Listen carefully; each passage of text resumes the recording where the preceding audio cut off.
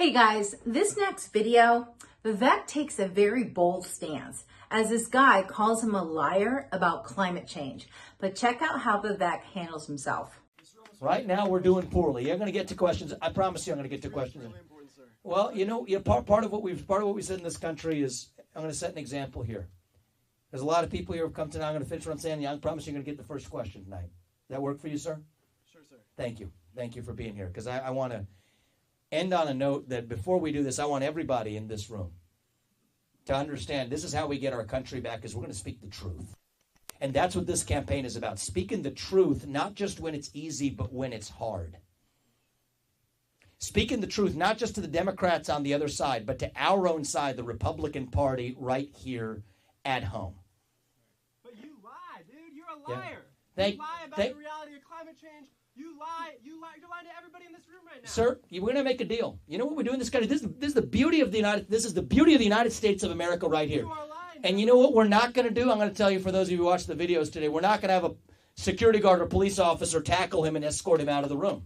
Because that's not how we do things in the United States. You know what we're going to do is we're going to give, young man, you know what? You're going to have a chance to speak, but you're going to have a chance to speak after you sit down and be respectful of everybody else in this room. And I'm going to give you a chance to speak. You need to respect everybody in this room. And quit lying.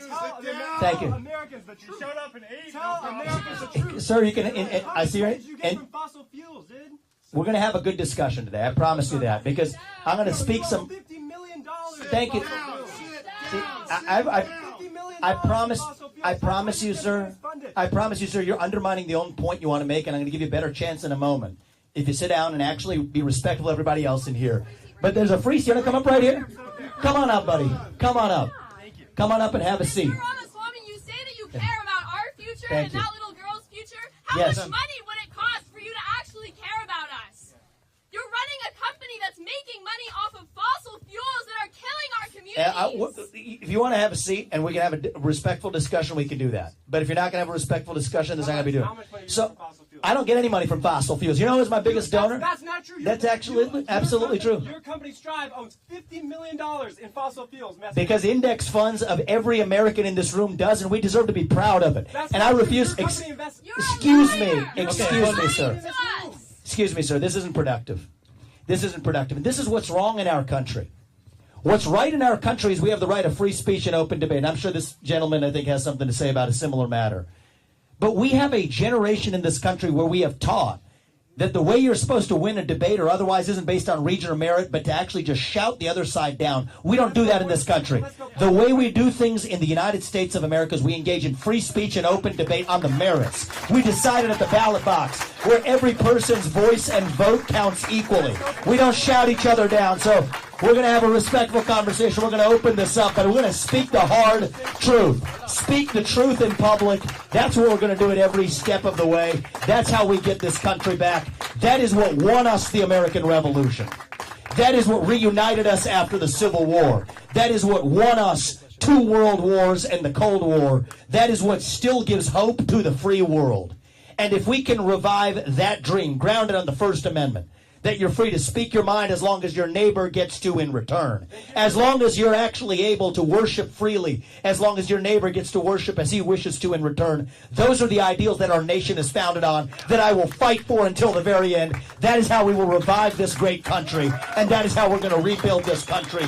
I don't know about you, but when Vivek said, we're not going to do what other people do, and we're not going to have a security guard come in here and drag you out of this room for interrupting and screaming and shouting. I can't believe he said that. And as I'm watching the video and these kids are like getting out of control, being totally disrespectful to Vivek, I'm thinking to myself, okay, now he just said that. He's not going to get a security guard in there. How is he going to handle this? And I thought he did a great job. I love how his voice overpowered the room after that one guy who sat in the front still continued to heckle and try to shout out and drown Vivek from talking. And then this girl comes in and I totally agree with Vivek. Our kids in the generation or the last decade have been taught to communicate by drowning out the person you're talking to who you don't agree with. We see it all the time. they drown them out, they yell, they scream. Sometimes they get even, crime is made or done. And this is how our kids are being taught.